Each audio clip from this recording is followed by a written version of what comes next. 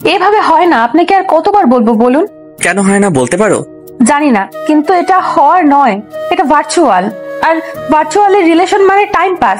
Please তাশা, বোঝার চেষ্টা করো, আমি সত্যি তোমাকে ভালোবাসি।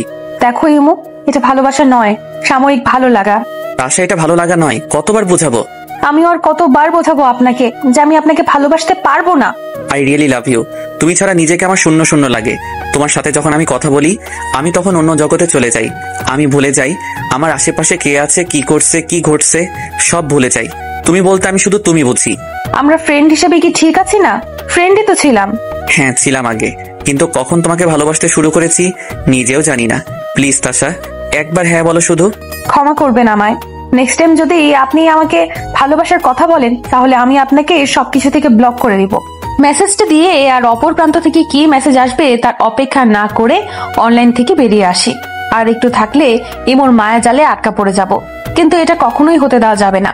জানি আমিও ওর প্রতিটা কথা সত্য, কিন্তু আমার কোনো উপায় নেই, তাই নিজেকে সব সময় দূরে সরিয়ে রাখি। ইমোর থেকে নিজেকে দূরে রাখতে আমারও খুব কষ্ট হয়, কারণ আমিও যে তাকে ভালোবাসি। বন্ধুত্ব থেকে কখন যে মনের কোঠায় জায়গা দিয়ে দিয়েছি জানা নেই। চিৎকার করে বলতে ইচ্ছে করছে, হিমু আমিও তোমাকে খুব ভালোবাসি, খুব বেশি ভালোবাসি তোমার এই পাগলি তাশাটা। তোমাকে হাজার চেষ্টা করেও বলতে পারবো না, এটা বলার অধিকার যে আমার নেই। বাথরুমে শাওয়ারটা ছেড়ে দিয়ে ইচ্ছে মতো ভিজেছি। খুব কষ্ট থাকলে শাওয়ারের নিচে দাঁড়িয়ে থাকি ঘন্টার পর ঘন্টা। আজ কতক্ষণ ভিজেছি জানা নেই। আয়নার সামনে দাঁড়িয়ে চুল মুছছি, হঠাৎ আয়নার দিকে খেয়াল করলাম চোখ দুটো ফুলে একাকার, চোখ মুখ ফুলে গেছে। যা তা অবস্থা, কাঁদলে এমন হয় এটা নতুন না। তাই না বলে এইভাবে না ঘুমানো অব্দি ঠিক হবে না এসব। মাথাটাও ভারী হয়ে গেছে, ঘুমের দরকার। বিছানাটা ঠিক করে শুয়ে পড়লাম। চারদিক খুব অন্ধকার, কিছু দেখা যাচ্ছে না। অন্ধকারটা যেন আরো বেড়ে যাচ্ছে।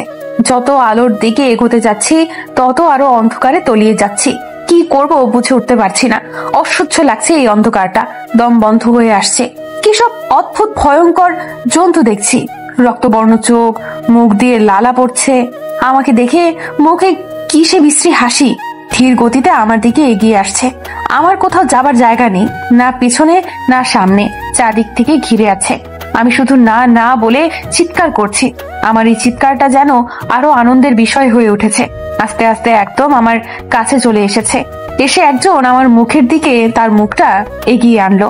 আমি ভয়ে চিৎকার দিয়ে উঠে দেখি আমার পাশে মা বসা। চোখ মুখ কেমন যেন শুকনো হয়ে আছে। আমাকে চিৎকার দিয়ে বসতে দেখি মা মুখে একটু হাসির রেখা দেখা যাচ্ছে। আমাকে জাপটে জড়িয়ে ধরলো। কিছুই বুঝতেছি না আমি, কেমন যেন সব এলোমেলো লাগছে নিজের কাছে। মা আমাকে জড়িয়ে ধরে ফুপাচ্ছে। কিছু বুঝে উঠতে পারছি না মা কান্না করছে কেন। আশ্চর্য তো, আমি তো ঘুমিয়েছি মাত্র, তাতে মার এভাবে কান্না করার তো কথা না। এদিকে নিজেকে কেমন হালকা হালকা লাগছে, কিন্তু মাথাটা ভারী হয়ে আছে। উফ মা, কাঁদছো কেন এভাবে? কিছু কি হয়েছে? কি হয়েছে জিজ্ঞাসা করছিস? তোর চিন্তায় চিন্তায় আমি শেষ হয়ে যাব। মা আমি কি করেছি? আমি তো ঘুমালাম মাত্র, তাতে তুমি এত চিন্তার কান্নার কি আছে? এই ঘুম কয়দিন ধরে ঘুমাচ্ছিস জানিস? মানে? 2 দিন পর তোর জ্ঞান ফিরেছে, আর তুই বলছিস ঘুমিয়েছিস মাত্র। কি বলছো তুমি এসব? 2 দিন পর জ্ঞান ফিরলো মানে? কি হয়েছে আমার? সন্ধ্যায় তোর রুমে এসে দেখি লাইট অফ। সন্ধ্যায় তো তুই লাইট জ্বালিয়ে রাখিস, কিন্তু আজ আলো নেই। তাই তোর রুমে আসি, তোকে অনেকক্ষণ ডাকি, কিন্তু তোর সারা শব্দ নেই। তারপর লাইট জ্বালিয়ে দেখি অবচেতন অবস্থায় পড়ে আছিস। কিছুক্ষণ ডাকাডাকি করার পর তোর গায়ে হাত দিয়ে দেখি তোর গায়ে অনেক জ্বর, আর তুই ভুলভাল বকছিস। কি বলছো? মাথায় কিছু ঢুকছে না। কপালটা 2 হাত দিয়ে ডলতে ডলতে জবাব দি, গোসল করছিলি আবার দুপুরের পর? না মানে হ্যাঁ করেছি, গরম লাগছিল খুব তাই। আকস্মিক মা আমার গালে চড় মেরে বসেন। আমি আহাম্মকের মতো অবিশ্বাস্য ভাবে মায়ের দিকে তাকিয়ে থাকি। তুই কেন এত কেয়ারলেস হয়ে চলছিস বলতো? কেন নিজের প্রতি এত অযত্ন? ডাক্তার তোকে নিষেধ করেছে এভাবে যখন তখন গোসল না করতে। হুয়াঙ্কার দিয়ে মা কথাগুলো বলে। মা আমি কি করব? আমার গরম লাগলে চর মারা জায়গাটা শক্ত করে হাত দিয়ে চেপে ধরে জবাব দিলাম। কতক্ষণ গোসল করছিলি? জানি না কতক্ষণ গায়ে পানি ঢালস। মাথা নিচু করে ক্ষীণ স্বরে জবাব দিলাম, দিব ধরে আরেকটা। মা হাত উপরে তুললে আমি আমার 2 হাত দিয়ে দুগাল ধরে রাখলাম। এমন কিভাবে হয়ে গেলি তুই বলতো? আগে তো এমন ছিলি না। গত 2টা বছর ধরে তোকে এভাবে বেখেয়ালি ভাবে চলতে দেখছি। আগে কত হাসি খুশি ভাবে থাকতি, সারাদিন হই হুল্লোড়, আর এখন কি হয়েছে বল না মা আমাকে। গলার স্বর খাদে নামিয়ে মাথায় আলতো করে হাত রেখে প্রশ্ন করেন, না মা, কিছু হয়নি আমার, একদম ঠিক আছি আমি। সুস্থ হয়ে দেখবে আবার আগের মতো হয়ে যাব। মায়ের কোলে মাথাটা রেখে মনে মনে মায়ের উদ্দেশ্যে বলি, সরি মা, তোমায় বলতে পারলে নিজেরও হালকা লাগতো, কিন্তু বলতে পারছি না। নিজের অজান্তেই চোখ বেয়ে পানি গড়িয়ে পড়লো। তাড়াতাড়ি করে চোখের পানি মুছে ফেললাম। মা, মাথাটা খুব ব্যথা করছে, একটু টিপে দিবে? আচ্ছা, তুই চোখ বন্ধ কর, আমি টিপে দিচ্ছি। 2 বছর আগের জীবনটা আমার ভালোই ছিল, কিন্তু এক কাল বৈশাখী ঝড়ে সব শেষ করে দিয়েছে। 2 বছর আগে কি হয়েছিল তা ভুলে যেতে চাই, কিন্তু বারবার তাই মন আর মাথার ভেতরে ঘুরতে থাকে। কথায় আছে না, যে জিনিসটা থেকে পিছু ছুটতে চাই সেই জিনিসটা আঠার মতো পিছু লেগে থাকে আরো বেশি করে। আমারও তেমনই অবস্থা। আচ্ছা মা, যদি তোমার মেয়ে নিজের অজান্তে কোনো পাপ করে থাকে তাহলে তাকে মাফ করবে? এমন করে বলছিস কেন? বলো না। ধরো আমি যে পাপ বা ভুল করেছি সেটা আমার অজান্তে বা আমাকে ফাঁসিয়ে করা হয়েছে, কিন্তু আমার কোনো দোষ নেই, কিন্তু আঙুলটা আমার দিকেই উঠবে। আমি জানি তুই কোনো ভুল করতে পারিস না, আর যা কিছুই হয়ে থাকুক না কেন, তোর বাবা আর আমি সব সময় তোকে সাপোর্ট করব। আগে তোরটা শুনবো, পরে অন্যজনদের। থ্যাঙ্কস মা। মাথা ব্যথা কমেছে? একটু। আচ্ছা, তুই রেস্ট নে, আমি তোর ডাক্তার আঙ্কেলকে কল দিয়ে আসছি, তাকে একটু আসতে বলি, তোকে আর একটু দেখে যাক। আচ্ছা। মা চলে যাওয়ার পর বালিশে মুখ চেপে ধরে কাঁদতে লাগলাম। মা, তুমি জানো না তোমার মেয়ে কত বড় ভুল করেছে। তুমি জানো না মা, 2 বছর আগে তোমার মেয়ের সাথে কি হয়েছে। কাঁদতে কাঁদতে হয়তো আবার ঘুমিয়ে পড়েছিলাম। মার ডাকেই ঘুম ভাঙলো। চোখ খুলে দেখি ডাক্তার আঙ্কেল বসে আছে, আমার দিকে হাসি হাসি মুখ নিয়ে তাকিয়ে আছে। আমি উঠে বসতে চাইলে নিষেধ করে। এখন কেমন আছিস বুড়ি? আঙ্কেল আমায় বুড়ি বলে ডাকে। হ্যাঁ, ভালো আছি আগের থেকে। তারপর আঙ্কেল আমার হাতের পালস, চোখ আর জিহ্বা চেক করলো। শোন মা, নিজের প্রতি যত্নশীল হব। একটু যত্ন নিলে কি খুব খারাপ হয় তুই বল? এভাবে চললে তো বেশি দিন বাঁচবি না। মাথায় তার হাত রেখে নরম স্বরে কথাগুলো বললেন, আর আমি মাথা নিচু করে চুপ করে শুনে যাচ্ছি আর মনে মনে বলছি, মরে গেলে তো খুব ভালো হয়। কি বলছি বুঝেছিস? আঙ্কেলের কথায় মাথা নাড়িয়ে হ্যাঁ সূচক উত্তর দিলাম। আচ্ছা ভাবি, আমি আসি, আজ ইমনাতের ফ্লাইট আছে রাতে। আম্মুকে লক্ষ্য করে বলেন, ইমনাত আসছে? কতদিন পর দেশে ফিরছে। হ্যাঁ ভাবি। কতদিন দেখিনি ছেলেটাকে, ওকে নিয়ে আসবেন একদিন। জি ভাবি, অবশ্যই। আসি তাহলে। আসি রে বুড়ি। ম্লান হেসে বিদায় দিলাম। মা আর আঙ্কেল চলে গেল। আমি অন্য চিন্তায় পড়ে গেলাম আবার। গত 2 দিন ধরে অনলাইনে নেই আমি। ইমোটা নিশ্চয়ই চিন্তায় আছে আমার জন্য। না জানি কি কি ভেবে নিয়েছে নিজে নিজে। মোবাইলটা হাতে নিয়ে ডাটা কানেকশন অন করলাম। মেসেজের টোন টান বেজেই চলেছে। কিছুক্ষণ পর বন্ধ হয় টোনটা। মেসেঞ্জার ওপেন করলাম। উপরের লিস্টে দেখি ইমোর নামটাই আগে। তার মেসেজের সংখ্যা দেখে আমি হতবাক। এতগুলো মেসেজ! আই এম সরি তাশা, আর বলবো না ভালোবাসার কথা তোমায়। প্লিজ তাশা, মেসেজের উত্তর দাও। প্রমিস, আমি আর বলবো না তোমায় ভালোবাসি সেটা। কোথায় তুমি তাশা? সারাদিন তোমায় দেখছি না লাইনে। এভাবে শাস্তি দিও না প্লিজ তাশা। তুমি আমার সাথে কথা না বললে নিতে পারি না আমি সত্যি সরি তাশা। এভাবে অভিমান করে নিজেকে আড়াল করো না আমার থেকে। তুমি যেমন বলবে আমি তেমনটাই শুনবো। মনের মধ্যে কেমন জানি লাগছে, অস্থিরতা কাজ করছে, বারবার তোমার কথা মনে পড়ছে। আচ্ছা, তুমি ভালো আছো তো? তোমায় আমি একটা কল অবধি করতে পারছি না, সেই অধিকারটা তুমি দাওনি। এভাবে গিল্টি ফিলের মধ্যে আমি আর থাকতে পারছি না। আজ 2 দিন তুমি লাইনে নেই, সত্যি নিজেকে খুব অপরাধী মনে হচ্ছে।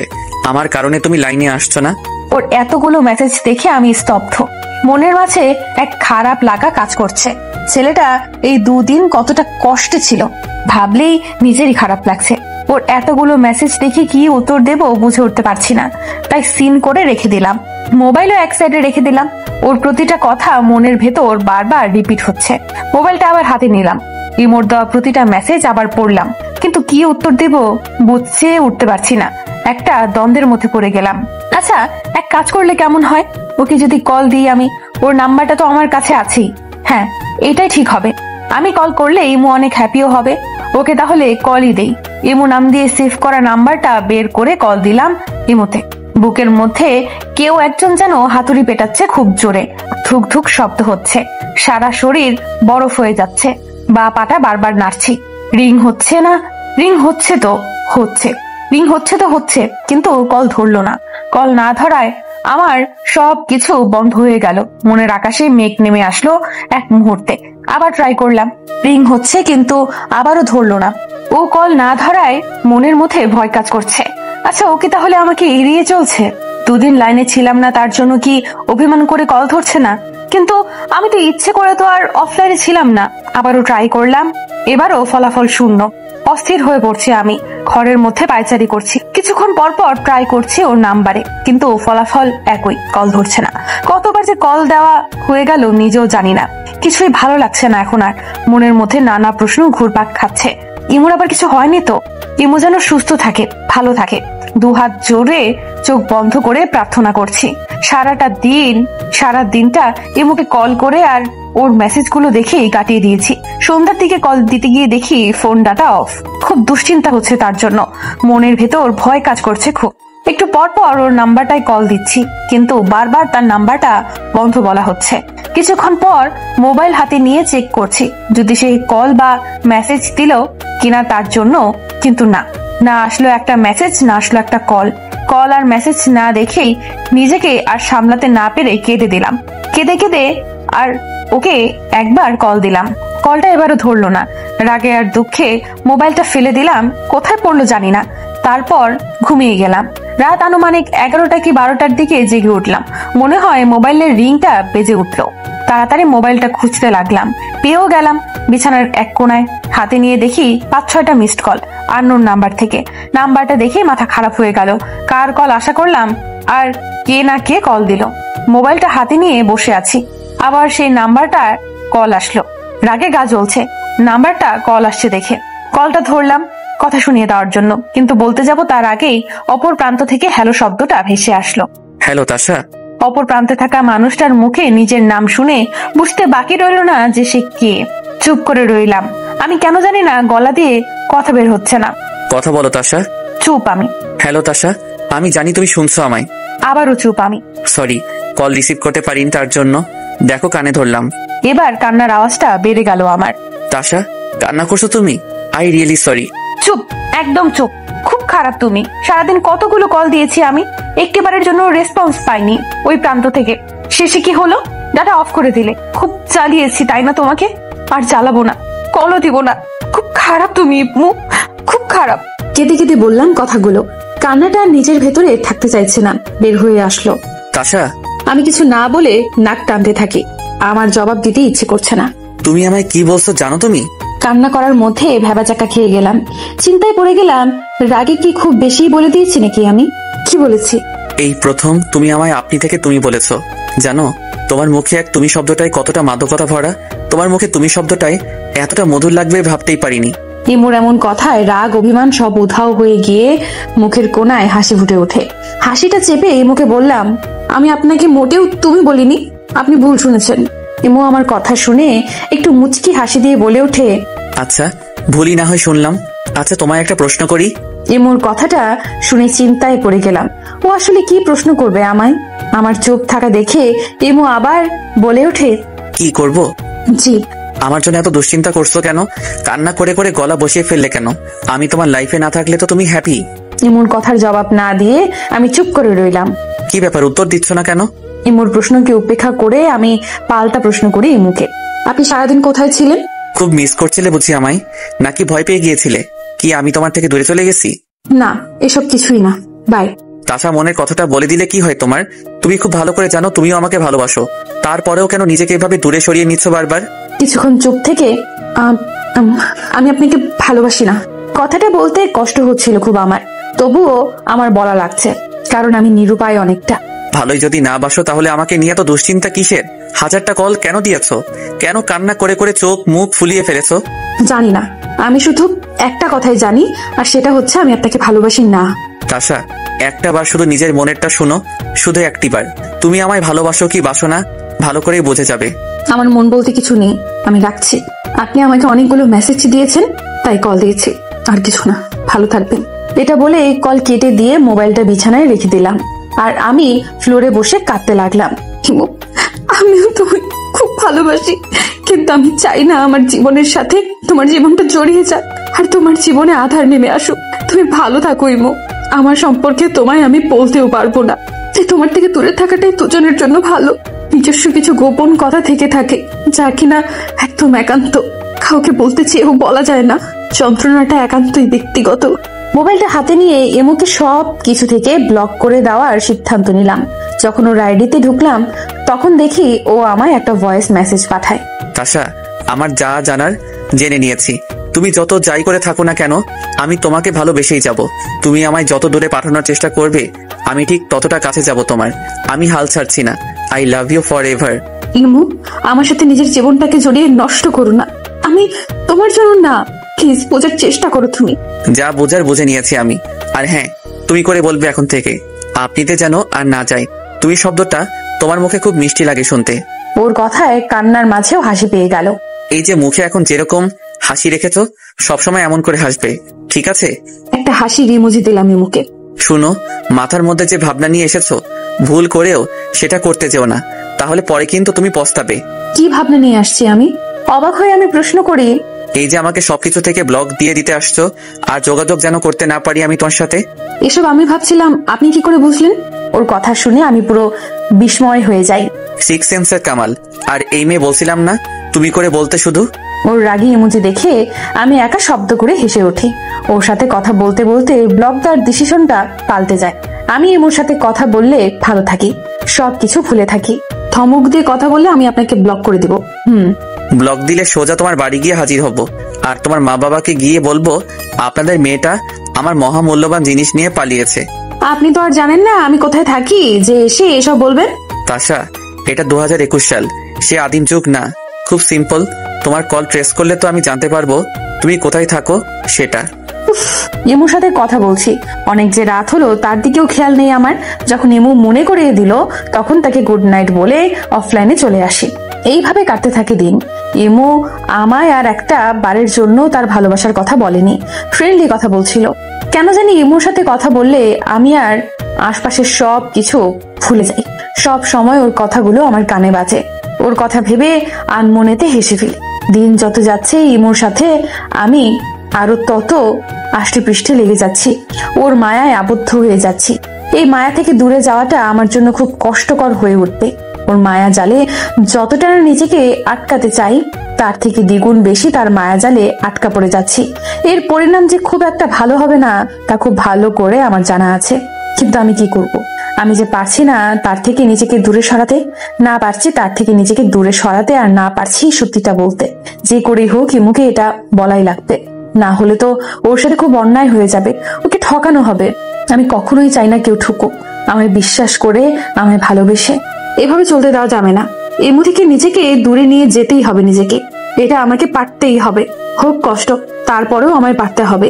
এইভাবে চললে এমুর ভালোবাসা দিন দিন বাড়তেই থাকবে। কি করব? একটা উপায় বের করতে হবে। ইমুর মায়ায় কেন এত আষ্টে জড়িয়ে পড়ছি? ওর মায়াজাল থেকে আমায় বের হতে হবেই। এসব 7-5 চিন্তায় চিন্তায় মাথাটা ফেটে যাচ্ছে। মাথায় অসহ্য যন্ত্রণা শুরু হয়ে গিয়েছে। চোখগুলো জ্বালাপোড়া করছে। ভীষণ করে মনে হচ্ছে যেন এখন চোখ ফেটে অগ্নিখণ্ড বের হবে। 2 হাত দিয়ে চুলগুলো টেনে ধরে আছি, দাঁতে দাঁত চেপে ধরে সহ্য করার চেষ্টা করছি, কিন্তু সহ্য ক্ষমতা নেই এই যন্ত্রণা সহ্য করার। তাড়াতাড়ি উঠে ওয়াশরুমে গিয়ে পানির ট্যাপটা ছেড়ে দিয়ে তার নিচে মাথাটা দিয়ে বসে রই। মাথা দিয়ে যেন আগুন বের হচ্ছে। চোখে জোরে জোরে পানির ঝাপটা মারতে লাগলাম।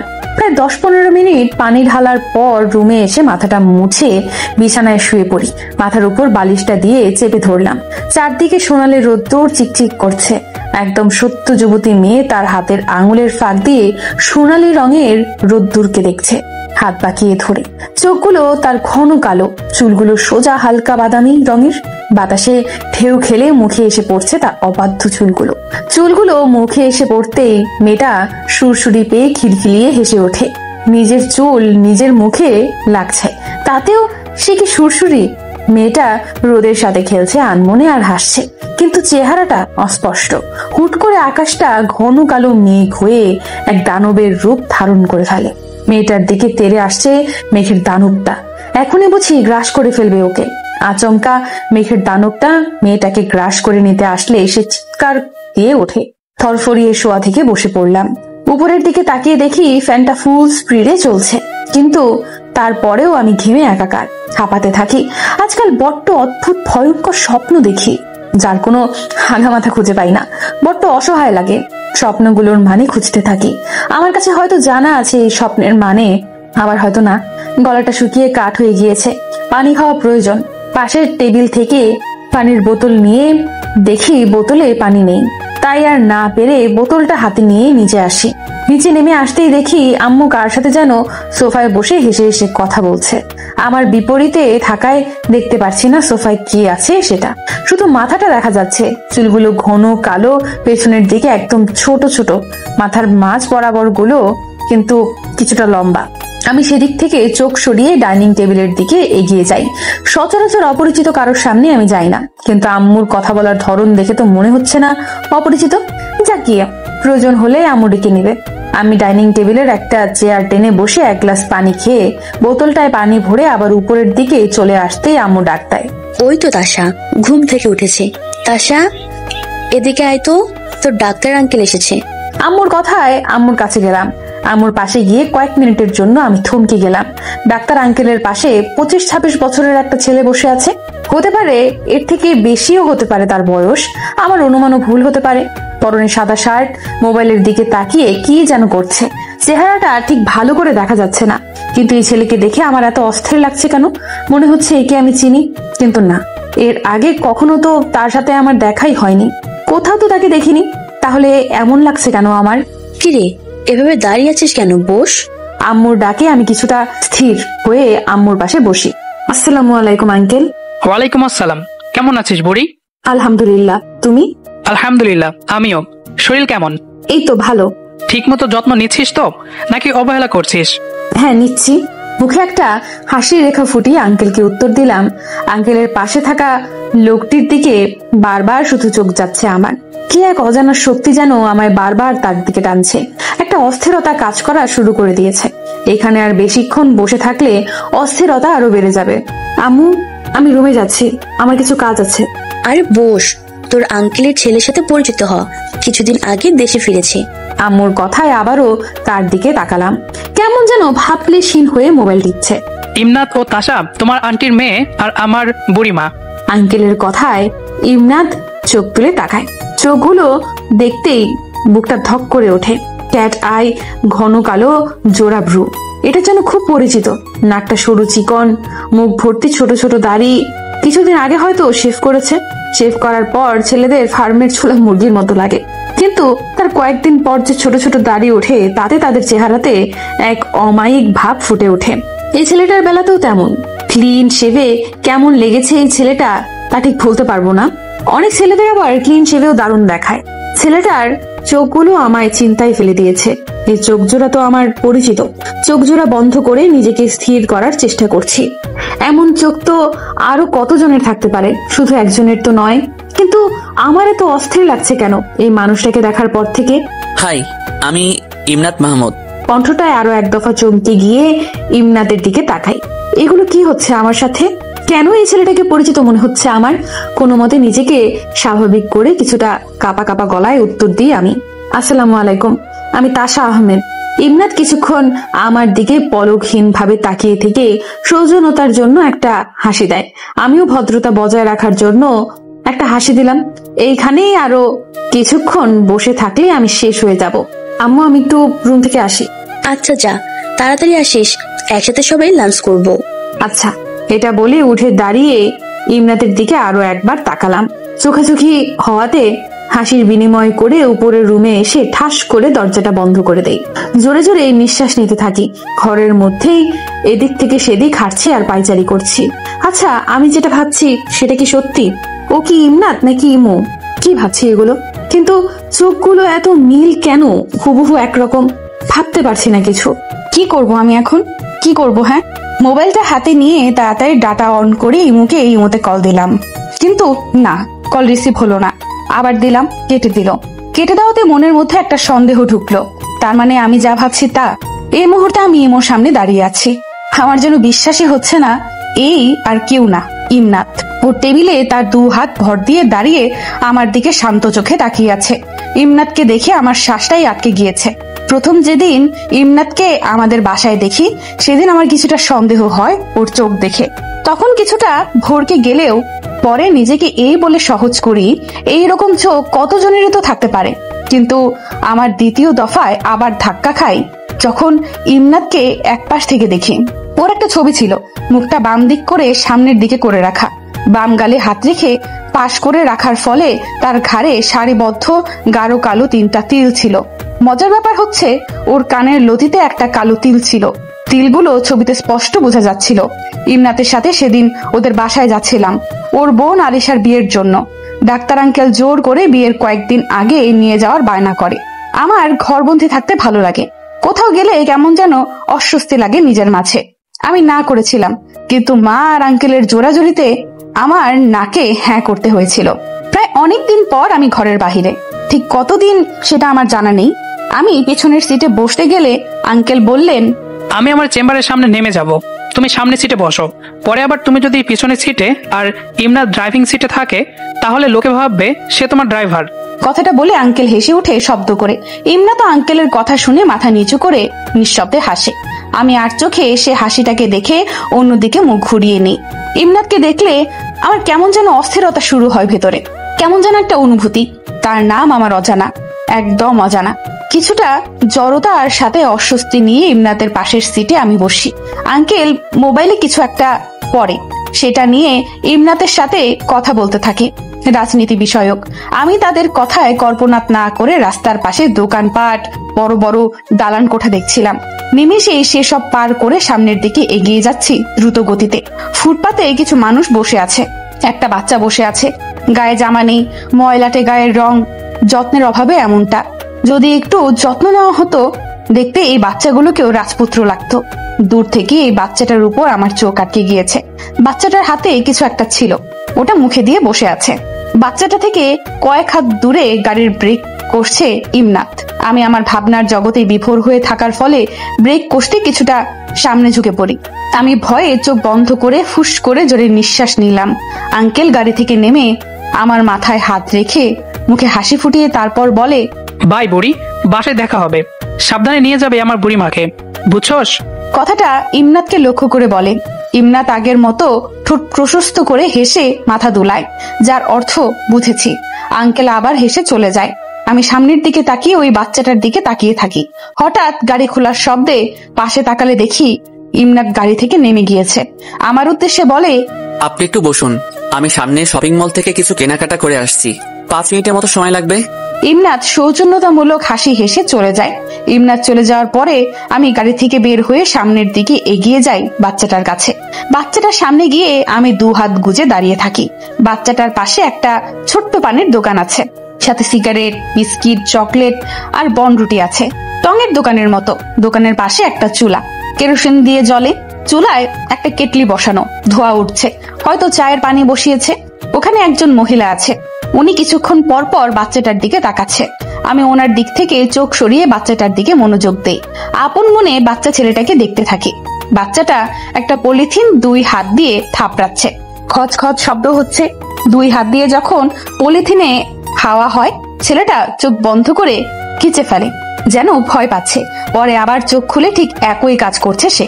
তার কাণ্ড দেখে আমি আনমনে হেসে উঠি। বাচ্চাটার গায়ের উপর কারোর ছায়া দেখে পাশে ঘুরে তাকালে দেখি ইমনাত আমার বাম পাশে। সেও বাচ্চাটার কাণ্ড দেখে মুচকি হাসি আসছে। মুখটা অনেক মসৃণ এই ছেলের, সোনালী রোদের মতো হলদে একটা ভাব। পরেছেও হলুদ রঙের একটা গেঞ্জি, হাতে কয়েকটা শপিং ব্যাগ। আমি তার দিকে তাকিয়ে আছি, সেটা বুঝতে পেরে সেও আমার দিকে তাকায়, হাসি দিয়ে বলে, খুব আদুরে তাই না? তার হাসির সাথে তাল মিলিয়ে আমি বলি। ইমনাতের মুখের হাসিটা দেখলে মনে হয় খুব প্রশান্তিময় হাসি। ওর মুখ্য হাসি দেখলে সামনে যদি মন খারাপ করে কোনো মানুষ বসে থাকে, তাহলে তার এই হাসি দেখে নিমেষেই তার মন খারাপ দূর হয়ে যাবে। অনেকটা মন ভালো হওয়া ওষুধের মতো। ইমনাত টঙের দোকানে থাকা মহিলাকে ডাক দেয়, এই যে আপু, একটু এদিকে আসবেন।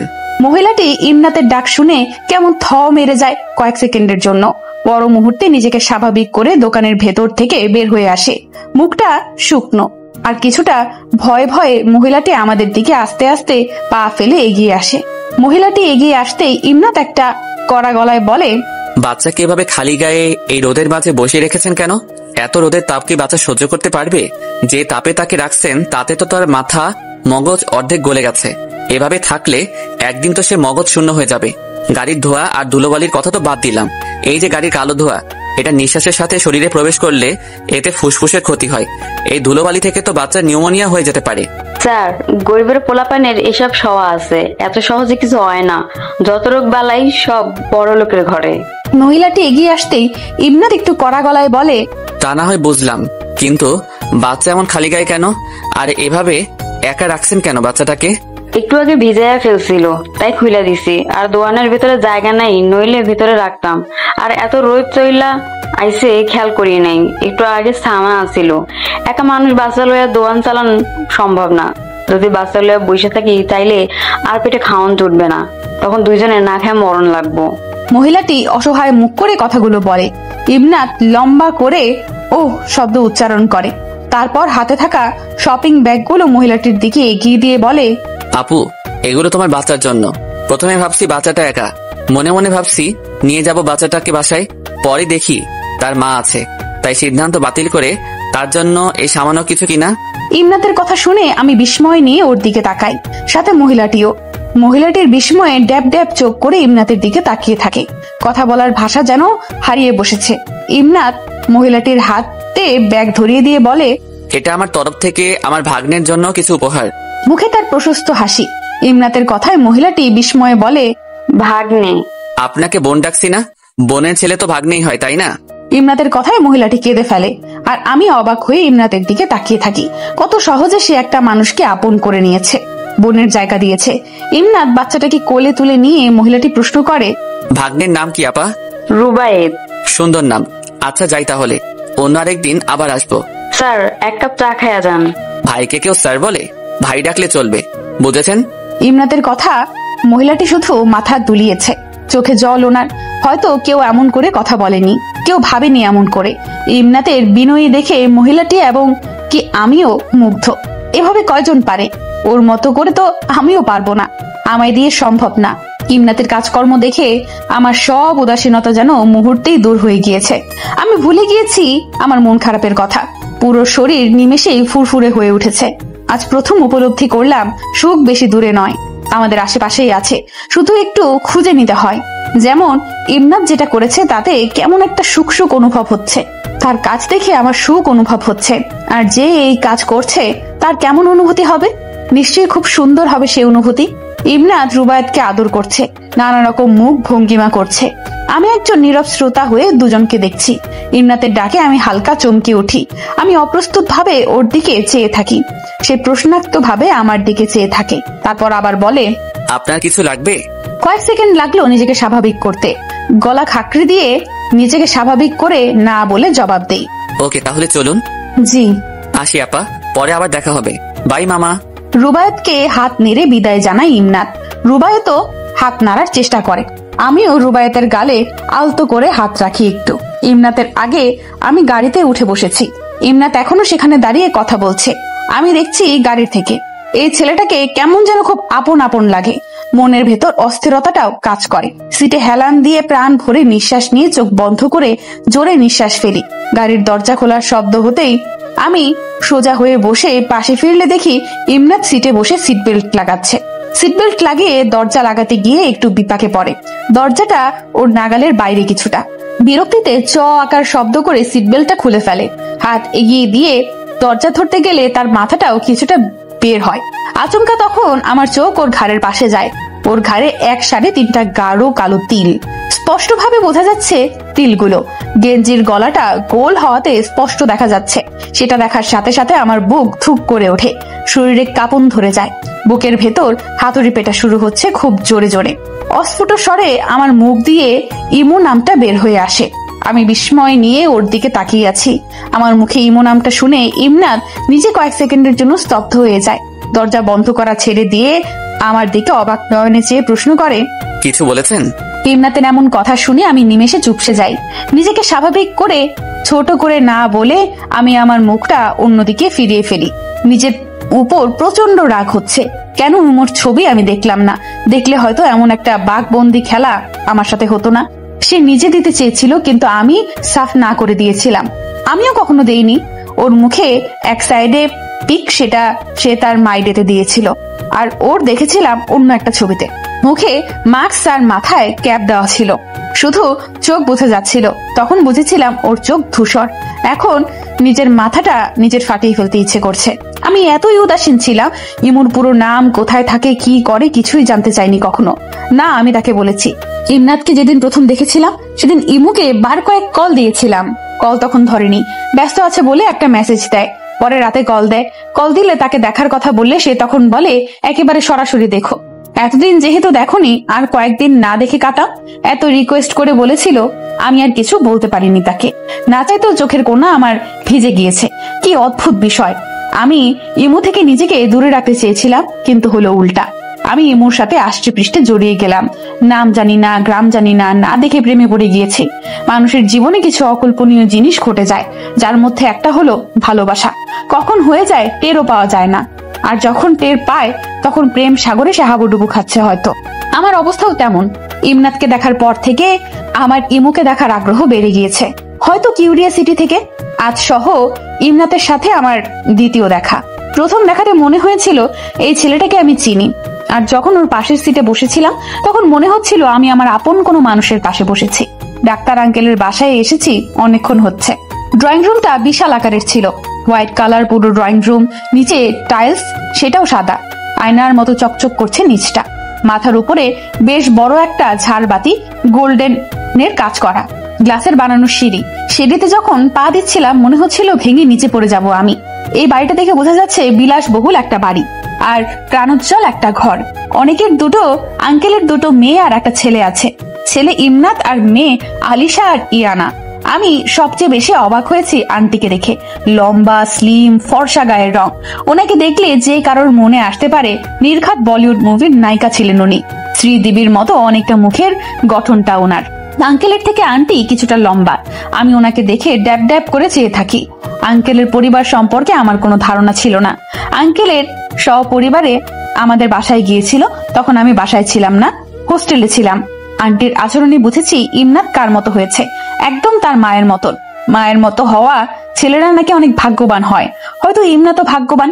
আন্টি যেভাবে আমাকে তুই করে সম্বোধন করে জড়িয়ে ধরেছেন তাতে মনে হচ্ছিল আমি তার কত আপন। অথচ ওনার সাথে আজ আমার প্রথম দেখা।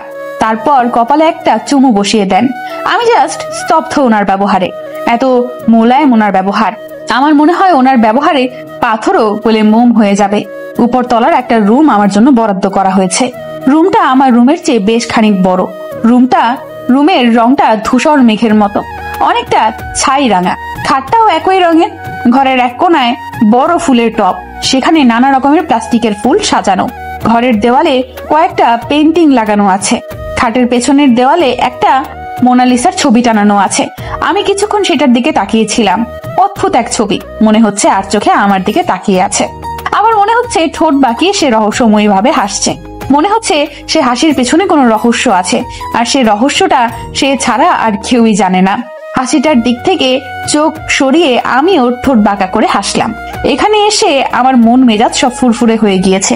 তার কারণ অবশ্য এবারের লোকজন। তোমার আর আমার দেখা হয়তো হবে না, আর এটাই হয়তো আমার তরফ থেকে তোমার কাছে লাস্ট মেসেজ। কারণটা পরিষ্কার করে দেই, আমার বিয়ে ঠিক হয়েছে। আমার পরিবারের পছন্দ আর তাদের পছন্দ আমারও পছন্দ। ভালো থেকো, বাই। মেসেজটা টাইপ করে তার দিকে এক নজর চেয়ে থাকি। সেন্ড করতে গিয়েও আমার হাত থেমে গিয়েছে, মন সায় দিচ্ছে না। চোখ বন্ধ করে গভীরভাবে লম্বা নিঃশ্বাস টেনে নিজের মন আর মস্তিষ্ক দুটোকে শান্ত করার চেষ্টা করি। কয়েক সেকেন্ড পর শব্দ করে নিঃশ্বাস ফেলি। এত ভেবে কাজ নেই।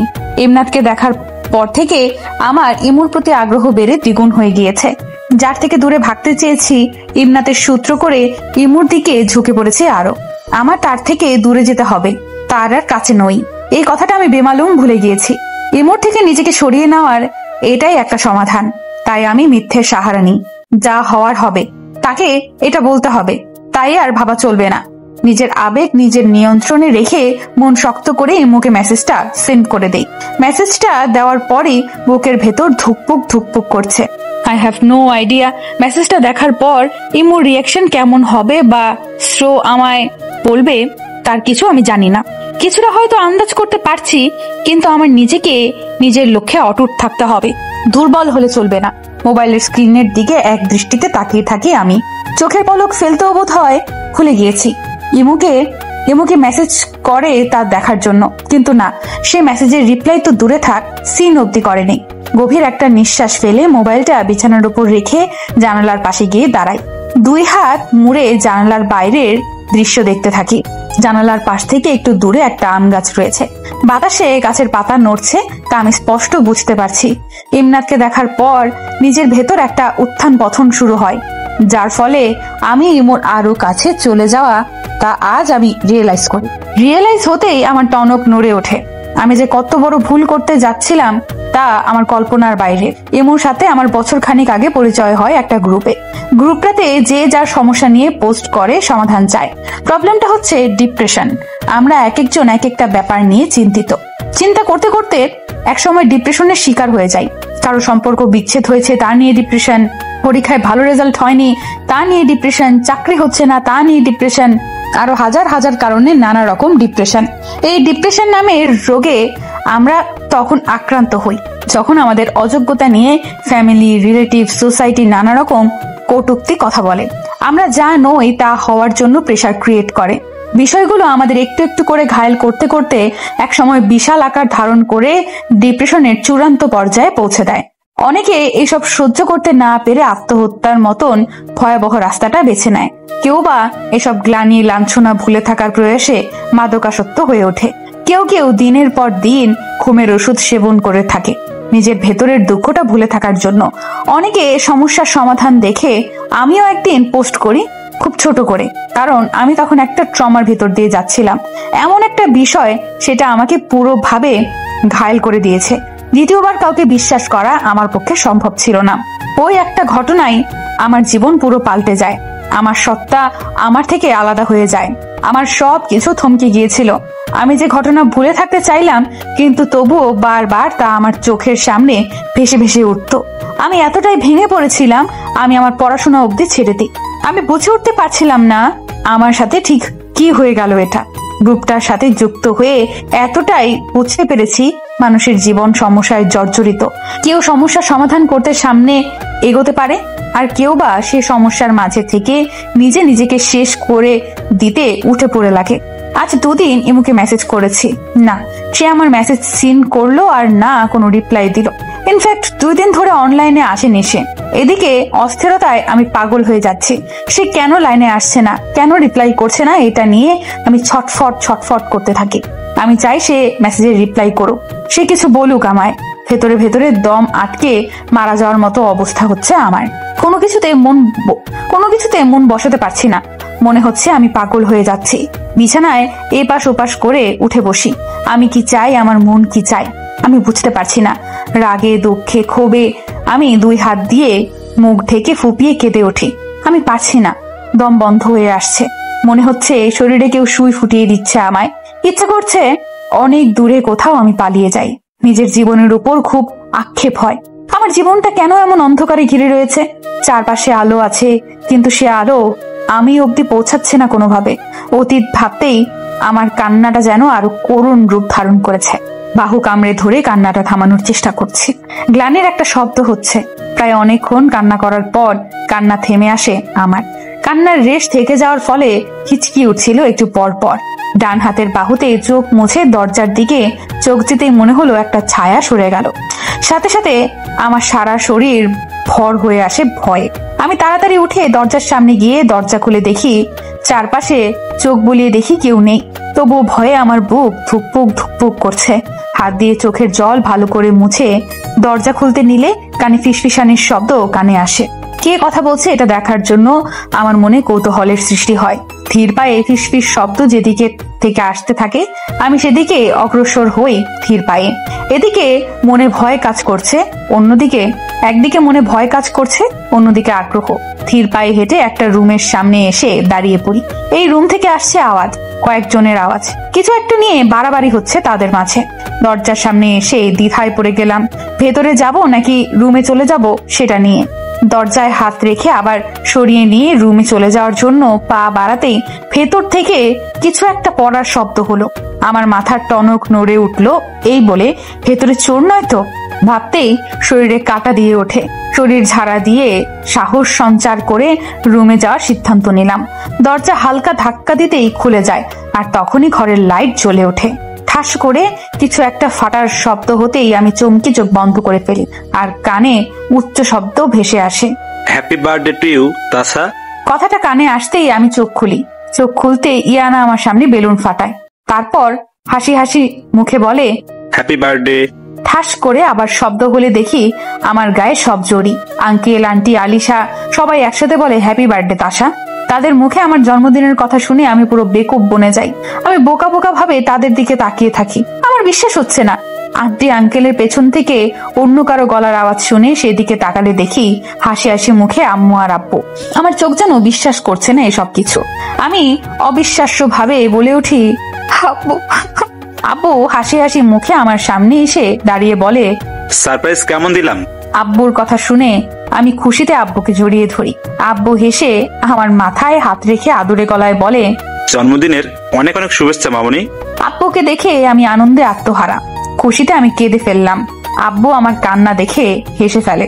জন্মদিনের দিন কেউ কাঁদে? আমি কিছু বললাম না।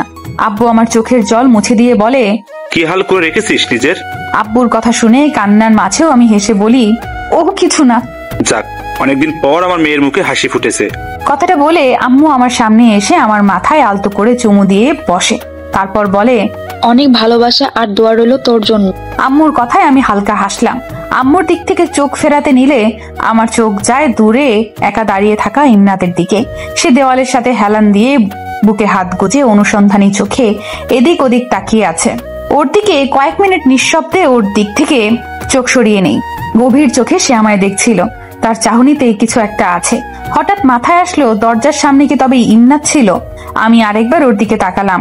এবার ওর দিকে তাকালে সে নিঃসন্দেহে প্রশস্ত হয়ে হাসলো। ওর হাসিতে আমিও হাসলাম।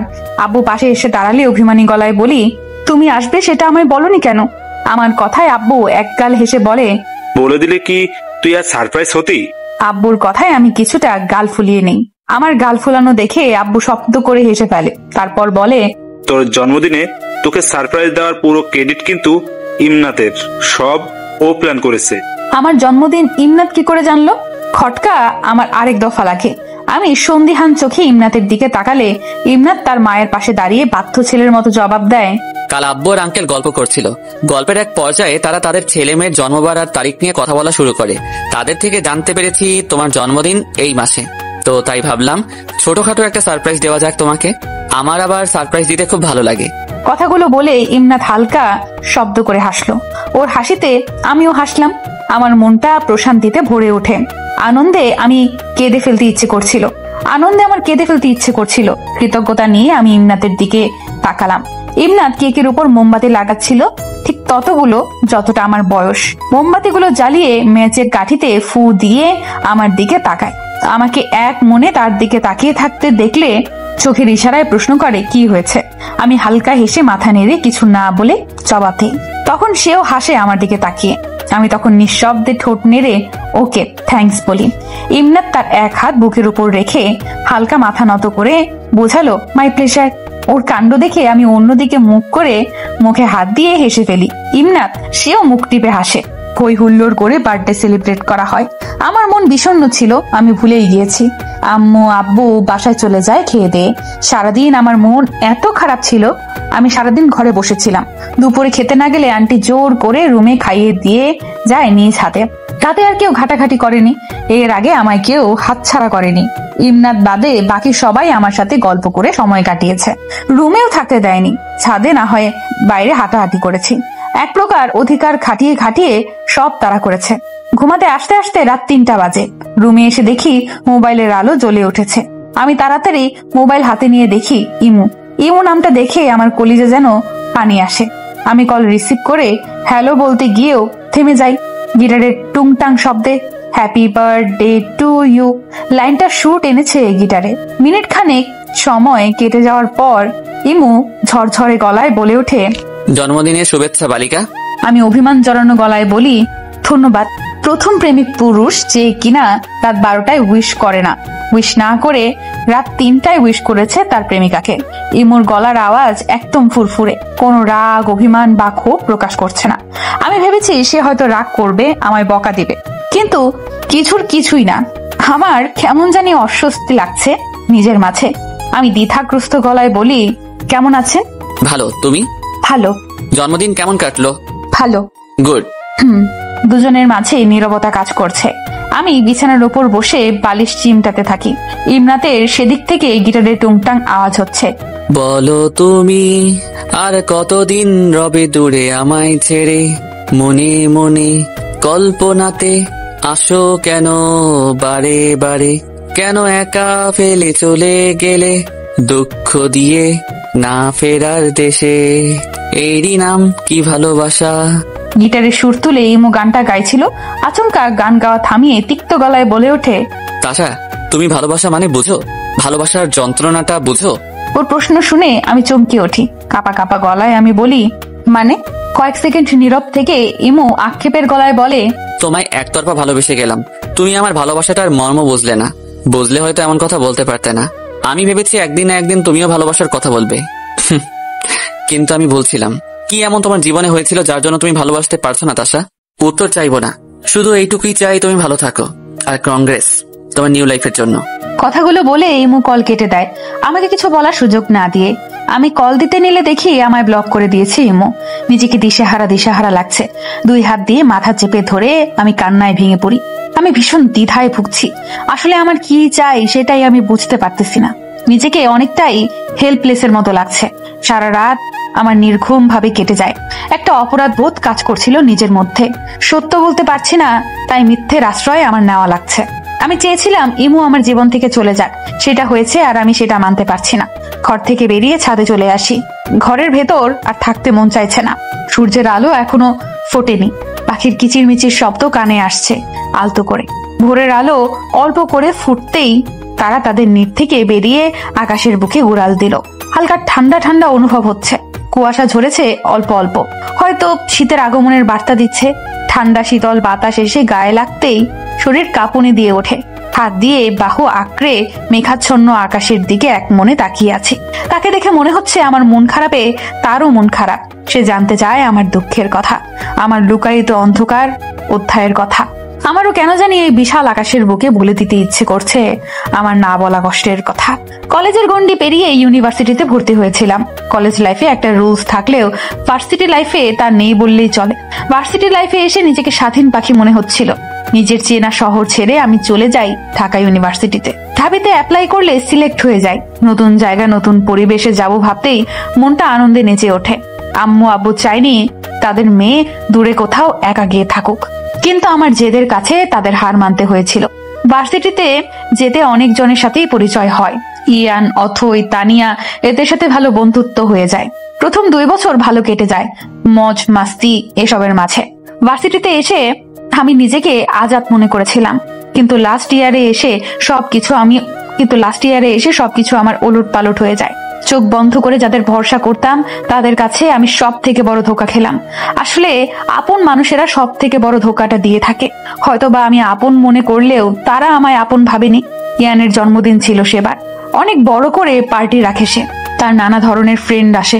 নাচ গান নিয়ে সবাই আনন্দ করছিল। ড্রিঙ্কসের ব্যবস্থা করে রেখেছিল।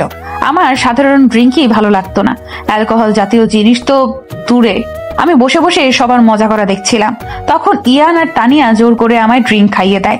যারা এসব খায় না তাদের অল্পতে নেশা হয়ে যায়। নিজেকে সামলাতে পারি না, কি নিজে তা নিজেও জানি না।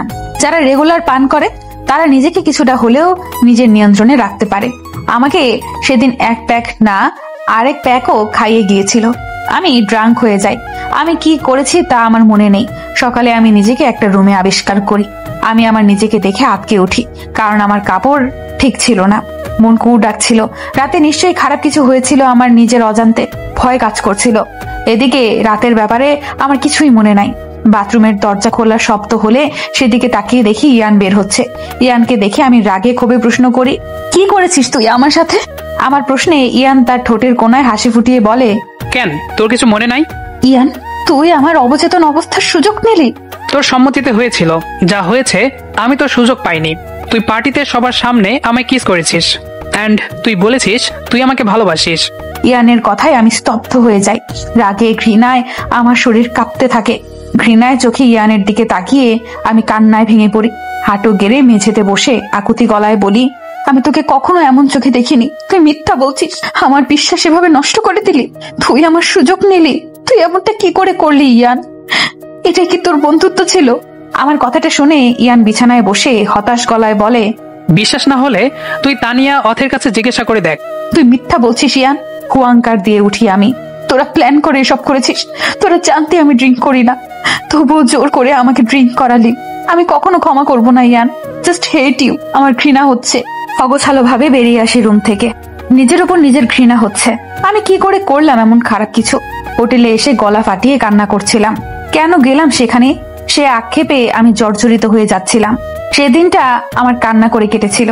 সন্ধ্যার দিকে আমি ঢাকা ত্যাগ করি। আমার অসহ্য লাগছিল এই শহরের মানুষকে। ফাইনাল এক্সাম ছিল মাথার উপর। আমার সেসবের কিছু মাথায় ছিল না। আমি ডেসপারেট হয়ে যাই অনেক। ওই একটা মুহূর্ত আমার জীবন ওলটপালট করে রেখে দিয়েছিল। সেদিনের কথা মনে পড়তেই আমি গলা কাটা মুরগির মতো ছটফট করতে থাকি। ওই একটা ভুল, আমি অন্ধকারে নিজেকে আবদ্ধ করে রাখি। এক্সাম আর দিই না। ইনফ্যাক্ট পড়াশোনা থেকে আমার মন উঠে যায়। ওই রাতের কথা যখন মনে পড়ে, নিজের ভুলের কথা মনে পড়ে, বিশ্বাস করে ঠকার কথা মনে পড়ে, সবকিছু মিলিয়ে আমি আমার মাঝে থাকি না। ওই মুহূর্তে মনে হয় মৃত্যু শ্রেয় আমার নিজের কাছে। না পেরে স্লিপিং পিল খেয়ে মরার মতো করে পড়ে থাকতাম। আমার অবস্থা আমার মা খেয়াল করত, কিন্তু কিছু মুখ ফুটে বলতো না। কারণ সে জানতো তার মেয়ে নিজে না চাইলে কখনো তাকে দিয়ে কিছু বলানো যায় না। একদিন খুব দুশ্চিন্তায় আর না পেরে প্রশ্ন করে বসেছিলাম, আমার কি হলো? এটা হাসি খুশি থাকা মেয়েটা হঠাৎ মনমরা হয়ে গেল কেন? সেটা নিয়ে অনেক দুশ্চিন্তায় পড়ে যায়। সেদিন মাকে মিথ্যা একটা গল্প বানিয়ে বলি, টেস্ট এক্সাম খারাপ করেছি, এর জন্য 1 বছর আমার গ্যাপ যাবে, তার জন্য এত মন খারাপ। মার কিছু জিজ্ঞাসা করেনি। ওই যে জোর করে কিছু বলানো যায় না, তাই। অনেকগুলো দিন পর ইমোর সাথে পরিচয় হয়। তার কথাতে জাদু ছিল। মন ভালো হয়ে যেত একদম। আমি ডিপ্রেশনের থেকে ইমোর জন্য কিছুটা হলেও বের হয়ে আসি। ধীরে ধীরে অনুভব করি আমি ইমোকে পছন্দ করতে শুরু করেছি। এক পর্যায়ে এসে মনে হলো আমি তাকে ভালোবাসি। যখন ইমোর জন্য ভালোবাসা উপলব্ধি হলো, তখন মস্তিষ্কে আমার সে অন্ধকার অতীত জেগে ওঠে। মন আর মস্তিষ্কে জায়গা দখল করে নেয়। তারপর থেকে ইমুকে অ্যাভয়েড করার চেষ্টা করি, আর সে তার ভালোবাসার কথা আমাকে জানায়। মাঝে মাঝে মনে হয় ওই রাতে তেমন কিছুই হয়নি, সব আমার ভুল। কিন্তু ইয়ানের কথা মনে পড়তেই মন বিষিয়ে উঠত। ওই ঘটনা আমার নিজের মাঝে ধারণ করে রেখেছি। আমার অজান্তে করে ফেলা আমার বড় ধরনের পাপ। Good morning. আজ কিভাবে ছাদে আসা? আচমকা একটা পুরুষালী কণ্ঠ শুনে আমি চমকে উঠি। অতীতের মাঝে এতটাই ডুবেছিলাম, আমার পাশে কেউ এসে দাঁড়িয়েছে আমি টের অব্দি পাইনি। মাথা নিচু করে চোখের জলের কণা মুছে নিজেকে স্বাভাবিক করে পাশে ফিরে তাকিয়ে দেখি ইমনাত হাতে কফির মগ নিয়ে দাঁড়িয়ে আছে, বিস্ময় নিয়ে। ওর হাসির সাথে তাল মিলিয়ে আমি হাসলাম অল্প। তারপর গুড মর্নিং, ইচ্ছে হলো তাই আসা। Very good. সকালে শুদ্ধ বাতাস গায়ে লাগলে মন ফুরফুরা থাকে অনেক, আর দিনের শুরুটাও ভালো হয়। হয়তো।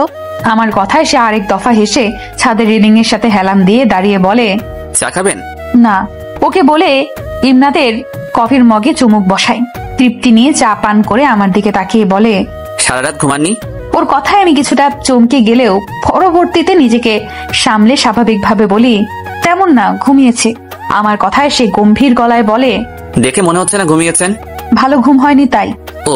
দুজনের মাঝে পিন পর নীরবতা নেমে আসে। কিছুক্ষণ পর নীরবতা ভেঙে ইমনাত বলে, মন খারাপ? ইমনাতের দিকে এক পলক তাকিয়ে মাথা নেড়ে জবাব দেই, না। মন ভালো করার একটা ওষুধ আছে আমার কাছে, আপনি চাইলে ট্রাই করতে পারেন। লাইক আমি যখন চিন্তিত বা কোনো পেরেশানিতে থাকি আমি ট্রাই করি, আমার মন মেজাজ মুহূর্তেই ফুরফুরে হয়ে যায়। ইমনাতের কথা বলার ধরনে আমার মাঝে একটা আগ্রহ সৃষ্টি হয়। আমি কৌতূহল নিয়ে প্রশ্ন করি, কিরকম? আমি যেমন করি সেভাবে ফলো করেন। ওকে। ইমনাত ছাদে বসে পড়ে। সকালের রোদ এখনো ভালোভাবে ওঠেনি। ঝিরিঝিরি বাতাস বইছে। আকাশ কেমন ধূসর রং ধারণ করে গোমট করে আছে। বৃষ্টি হবে হবে এমন অবস্থা। ইমনাত পা ভাঁজ করে বসে তারপর বলে, আপনি আমার সামনে আমার দিকে মুখ করে বসেন, এতে আমি কিরকম করি তা বুঝতে সুবিধা হবে। ইমনাতের কথা মতো হাঁটু মুড়ে বসে পড়ি ওর সামনে। ইমনাত তার 2 হাত হাঁটুর উপর মেলে ধরলো। ইমনাতের মতো করে আমিও করে নিলাম।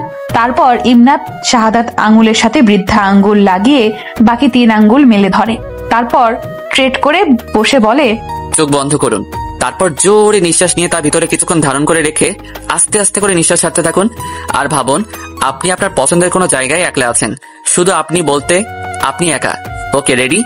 1 2 3। ইমনাতের কথা মতো আমি করতে থাকি। প্রায় মিনিট 5 মতো করে আমি এমনটা করতে থাকি। চোখ বন্ধ রাখা অবস্থায় মনে হচ্ছিল আমি এক সমুদ্র পাড়ে খালি পায়ে দাঁড়িয়ে আছি। কোনো জনমানবের চিহ্ন নেই। আমার কানে সমুদ্রের গর্জন ভেসে আসছে। সমুদ্রের ঢেউ এসে আমার পা ভিজিয়ে দিয়ে যাচ্ছে। সমুদ্র পাড়ে বাতাস এসে গায়ে লাগতেই মনটা আনন্দে নেচে ওঠে। মনে হচ্ছে পৃথিবী কত সুন্দর। আনন্দে মনটা ছলাৎ ছলাৎ করে উঠছে। শরীরে আনন্দের স্রোত বইছে একটা। ইমনাত কিছুক্ষণ পর আমায় ডেকে বলে, এবার ধীরে ধীরে চোখ খুলুন আর আশপাশটা দেখুন। ইমনাতের কথায় ধীরে ধীরে চোখ খুললে ইমনাতের দিকে আমার চোখ আটকে থাকে, গভীর ভাবে চেয়ে আছে। ইমনাতের মুখমণ্ডলটা কেমন যেন জল জল করছে। মনে হচ্ছে